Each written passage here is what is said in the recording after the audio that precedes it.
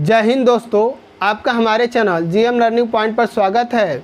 पिछले वीडियो में हम लोगों ने गति से संबंधित परिभाषाओं के बारे में अच्छे से स्पष्ट कर लिया है और इस वीडियो में हम लोग उसके आगे कंटिन्यू करेंगे और पढ़ेंगे गति के समीकरण। तो आइए समझते हैं गति के समीकरण की उत्पत्ति किस प्रकार से की जाती है। तो आज का हमारा जो हेडिंग है वो है गति के समीकरण। तो गति के हम लोग जानते हैं कितने समीकरण होते हैं, 3 समीकरण होते हैं, जिसमें पहला समीकरण होता है v बराबर u प्लस ए टी। दूसरा समीकरण होता है हमारा s बराबर u T plus half A T square. और तीसरा समीकरण हम लोग का जो होता है वो होता है v स्क्वायर बराबर u स्क्वायर प्लस 2as। तो आइए क्रमागत तरीके से इनके उत्पत्ति की चर्चा करते हैं हम लोग। तो पहला हम लोग इसमें लिख लेते हैं गति का प्रथम समीकरण। प्रथम समीकरण क्या होता है? गति का प्रथम समीकरण v बराबर u प्लस ए टी। तो समझते हैं इसकी उत्पत्ति कैसे की जाती है। तो इसकी उत्पत्ति के लिए हम लोग मानेंगे कि कोई वस्तु जो है u वेग से गति करना प्रारंभ करती है और इस दौरान उसका जो त्वरण है वो एक समान बना रहता है। मान लीजिए एक समान त्वरण a है और t समय पश्चात उसका वेग क्या हो जाता है? v हो जाता है। तब हम लोग त्वरण की परिभाषा से गति का जो है प्रथम समीकरण प्राप्त कर लेते हैं। तो इसको हम लोग लिखेंगे, क्या लिखेंगे? माना कोई वस्तु u वेग तथा एक समान त्वरण a से गति करना प्रारंभ करता है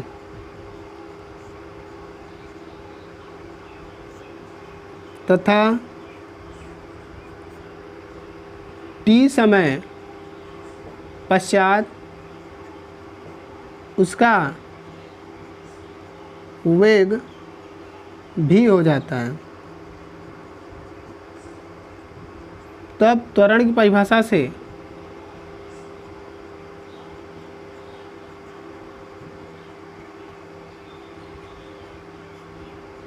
हम लोग त्वरण जानते हैं, त्वरण किसे कहते हैं? वेग परिवर्तन की दर को त्वरण कहते हैं। तो इसमें वेग परिवर्तन कितना हो गया? मान लीजिए प्रारंभ में वेग क्या था? u था और बाद में क्या हो गया? v। तो जैसे मान लीजिए प्रारंभ में 5 मीटर प्रति सेकंड वेग है और बाद में 7 मीटर प्रति सेकंड हो गया। और ये 5 मीटर प्रति सेकंड से वेग 7 मीटर प्रति सेकंड होने में मान लीजिए 2 सेकंड का वक्त लगता है, ठीक है। तो इसका वेग परिवर्तन कितना होगा, यानी त्वरण कितना होगा? तो हम क्या करेंगे, अंतिम वेग 7 में से कितना घटा देंगे? 5 को घटा देंगे और उसमें जितने समय में ये भाग जितने समय लगा है उससे हम लोग क्या करेंगे? भाग दे देंगे। तो इसका त्वरण क्या हो जाएगा? 7 - 5 बटा 2। तो ये हो जाएगा 2 बटा 2 कट जाएगा 1। तो 1 मीटर प्रति सेकेंड स्क्वायर इसका क्या हो जाएगा? त्वरण हो जाएगा। तो त्वरण की परिभाषा से हम लोग क्या लिख सकते हैं? त्वरण बराबर क्या लिख सकते हैं हम लोग? अंतिम वेग माइनस प्रथम वेग बटे क्या? समय। तो समय कितना लगा है वो देख लेंगे। तो हम लोग को पता है त्वरण को हम लोग किससे दर्शाते हैं? देखिए त्वरण को इसमें किससे डिनोटेट किया गया? a से। तो त्वरण बराबर a हो गया। और अंतिम वेग क्या है? अंतिम वेग हमारा v है, तो यहाँ लिखेंगे v माइनस प्रथम वेग। तो प्रथम वेग क्या है? u है, तो u बटा समय कितना है? समय देखिए समय है हम लोग का t, तो यहाँ लिख लेंगे t, ठीक है। अब ये देखिए बटा में t है तो इधर जाएगा तो गुणा में हो जाएगा, तो ये हो जाएगा at बराबर v माइनस u, ठीक है।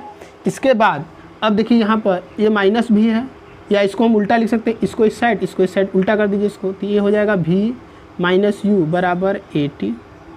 अब देखिए माइनस u है, इस तरफ आएगा तो प्लस u हो जाएगा, तो ये हो जाएगा v बराबर u प्लस at। और यही क्या है? गति का प्रथम समीकरण है। तो हम लोग इसके नीचे लिख सकते हैं क्या? यही गति का प्रथम समीकरण है। क्या है? प्रथम समीकरण है। यही क्या है? गति का प्रथम समीकरण है। तो इस प्रकार से गति के प्रथम समीकरण की उत्पत्ति की जा सकती है। अब हम लोग देखते हैं गति के द्वितीय समीकरण की उत्पत्ति, ठीक है, इस प्रकार से। तो हम लोगों का हेडिंग जो हो जाएगा वो होगा गति का द्वितीय समीकरण।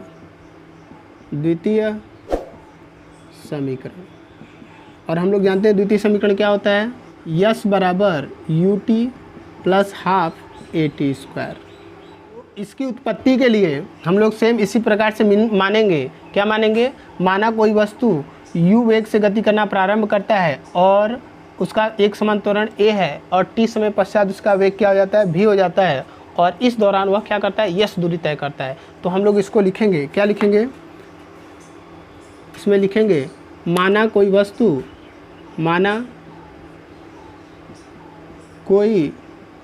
वस्तु u वेग तथा एक समान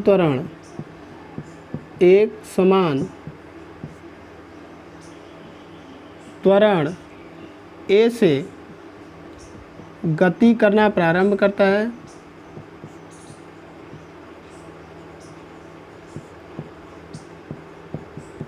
तथा t समय पश्चात उसका वेग भी हो जाता है। इस दौरान वह यस दूरी तय करती है।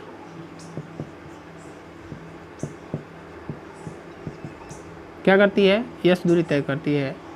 तब त्वरण की परिभाषा से तो हम लोग जानते हैं इसके वेग में प्रति सेकंड कितना वृद्धि होगा? जो इसका त्वरण होगा वही उसी के बराबर इसके वेग में क्या होगा? प्रति सेकंड वृद्धि होगा। तो हम लोग लिख लेते हैं एक सेकंड में वस्तु के वेग में वृद्धि। तो वेग में वृद्धि कितनी होगी? त्वरण के बराबर, यानी a होगा। और इसके बाद गति प्रारंभ होने के एक सेकंड बाद वस्तु का वेग क्या हो जाएगा? देखिए, गति जो प्रारंभ करता है वो u वेग से गति करना प्रारंभ करता है और एक सेकंड बाद इसका वेग क्या हो जाएगा? देखिए, एक सेकंड में कितना वेग बढ़ रहा है? a बढ़ रहा है, तो एक सेकंड बाद इसका वस्तु का वेग क्या हो जाएगा? u प्लस a हो जाएगा।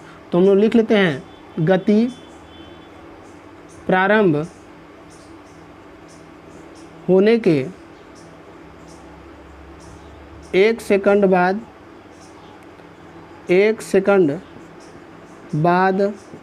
वस्तु का वेग, तो वस्तु का वेग कितना हो जाएगा? u plus a। कितना हो जाएगा? u plus a। तो गति कब समाप्त हो रहा है? v पर। इसका गति समाप्त कितने बाद किस पर हो रहा है? v वेग पर गति समाप्त हो रहा है। तो अब गति समाप्त होने के एक सेकंड पहले वस्तु, तो एक सेकंड वृद्धि कितनी? a। तो हम गति समाप्त होने के एक सेकंड पहले अगर वस्तु का वेग देखेंगे तो v में से हम लोग एक क्या करेंगे? घटा देंगे। तो हम लोग लिख लेंगे गति समाप्त होने के एक सेकंड पहले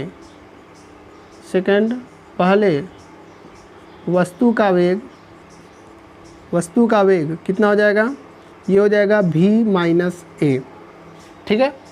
तो वस्तु का औसत वेग क्या होगा? देख लिए, हम लोग संख्याओं में औसत माध्य या समांतर माध्य बराबर पढ़े फार्मूला। औसत माध्य बराबर लोग पढ़े क्या होता है? जैसे मान लीजिए अगर दो संख्या हैं तो दो संख्या मान लीजिए अगर 5 है, दूसरा अगला 7 है, ठीक है, तो हमें इसका क्या निकालना है? औसत निकालना है, औसत माध्य। तो औसत माध्य के बराबर क्या होता है? सभी पदों का योग। क्या होता है? सभी पदों का योग। तो हम 5 और 7 को जोड़ देंगे, 5 + 7 बटे कितने पद हैं? 1 1 2, 2 से हम भाग दे देंगे तो ये हो जाएगा 7 5 12 बटा 2, कट जाएगा, आ जाएगा 6। तो औसत माध्य कैसे निकलता है? तो सभी पदों का योग बटे पदों की संख्या। तो हम लोग इन वेगों का औसत वेग निकालेंगे। क्या निकालेंगे? इन वेगों का औसत वेग निकालेंगे। तो हमें इन दोनों वेगों को जोड़ करके कितने पदों के? 2, 2 से क्या कर देना है? भाग दे देना है। तो हम लोग इसका निकालेंगे औसत वेग। तो औसत वेग बराबर क्या होगा? इन दोनों को हम जोड़ देंगे तो ये हो जाएगा u plus a plus v minus a बटा 2। देखिए, प्लस a माइनस a से कैंसिल, ये हो जाएगा u प्लस v बटा 2। तो ये हो जाएगा औसत वेग। इसी प्रकार गति प्रारंभ होने के 2 सेकंड बाद वस्तु का वेग कितना हो जाएगा? तो वस्तु का वेग वही हो जाएगा, कितना हो जाएगा 2 सेकेंड। तो 1 सेकेंड में a वृद्धि हो रही तो दूसरे सेकेंड में 2a वृद्धि होगी, तो ये हो जाएगा u प्लस 2a। ठीक है, u प्लस 2a। इसी प्रकार गति समाप्त होने के, तो गति समाप्त होने के 2 सेकंड पहले वस्तु का वेग, तो 2 सेकंड पहले वस्तु का वेग कितना हो जाएगा, तो हम लोग जानते हैं अंतिम वेग क्या है v, तो ये हो जाएगा v माइनस 2a। तो गति समाप्त होने के 2 सेकंड पहले वस्तु का होगा, तो इसका पुनः हम औसत वेग निकालने हैं। तो औसत वेग निकालते हैं तो कितना आ जाएगा, औसत वेग, तो औसत वेग बराबर होगा दोनों वेग का योगफल, तो ये हो जाएगा u plus 2a plus v minus 2a बटा कितने पद है 2, तो ये 2a से कैंसिल हो गया, तो ये पुनः आ गया u प्लस v बटा 2। इसी प्रकार हम तीसरे सेकंड में, चौथे सेकंड में, पाँचवें सेकंड में और इसी प्रकार हम बहुत सारे सेकंडों में अगर औसत वेग निकालेंगे तो हमारा u प्लस v बटा 2 ही औसत वेग आएगा। तो इससे क्या तात्पर्य है कि वस्तु का जो त्वरण है, ध्यान समझिएगा, वस्तु का त्वरण क्या है, नियत है, एक समान त्वरण है। तो इस कारण इसका वेग भी क्या होता है, औसत वेग भी क्या होगा, हमेशा एक समान ही होगा। तो हम लोग इसे लिखेंगे, वस्तु का त्वरण मतलब a, नियत होने पर, नियत होने के कारण इसका औसत वेग क्या है, औसत वेग ये है u प्लस v बटा 2। v क्या होगा, v नियत होगा, ठीक है, तथा t समय पश्चात भी वस्तु का औसत वेग क्या रहेगा, यही रहेगा, ये औसत वेग भी क्या रहेगा, ये रहेगा u प्लस v बटा 2 ही रहेगा। ठीक है, 2 ही रहेगा। मान लेते हैं, माना इस समय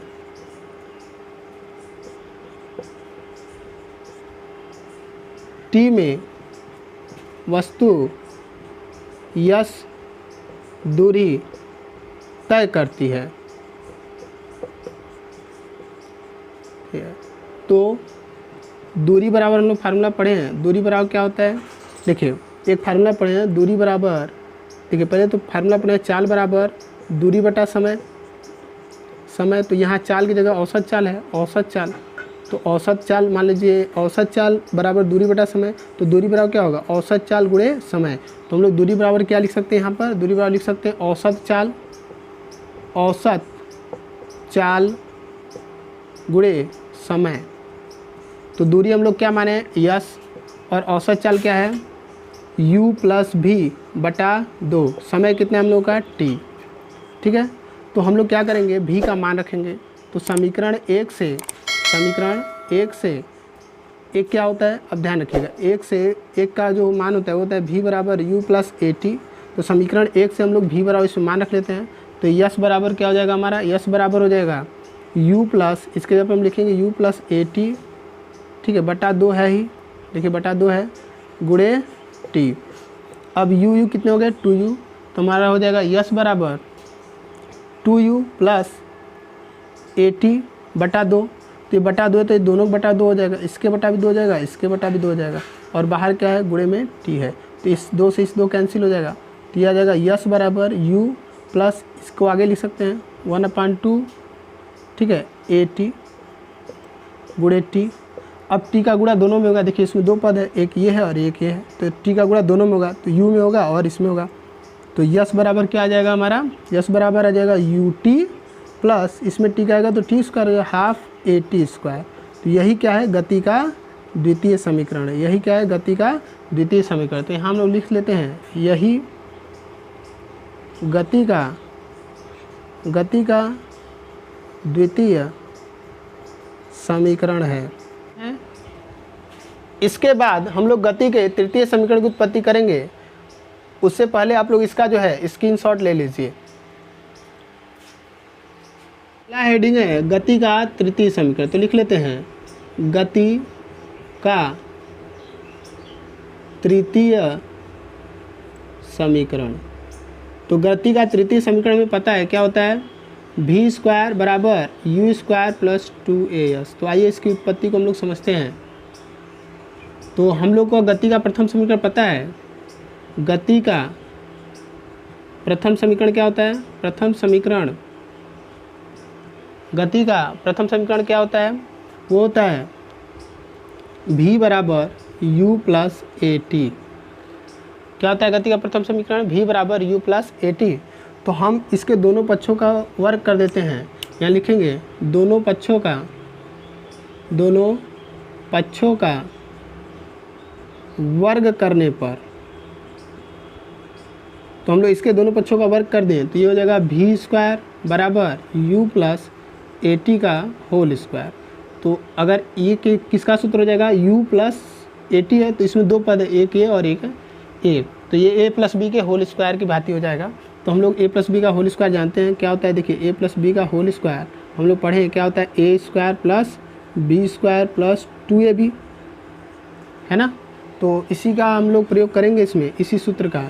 क्या लिखेंगे यहाँ पे, हम लोग लिखेंगे v स्क्वायर बराबर a की जगह u है तो ये हो जाएगा u स्क्वायर प्लस b की जगह ए टी है तो ए टी का होल स्क्वायर, तो a square plus B square plus 2ab, तो 2u गुणे ए टी हो गया।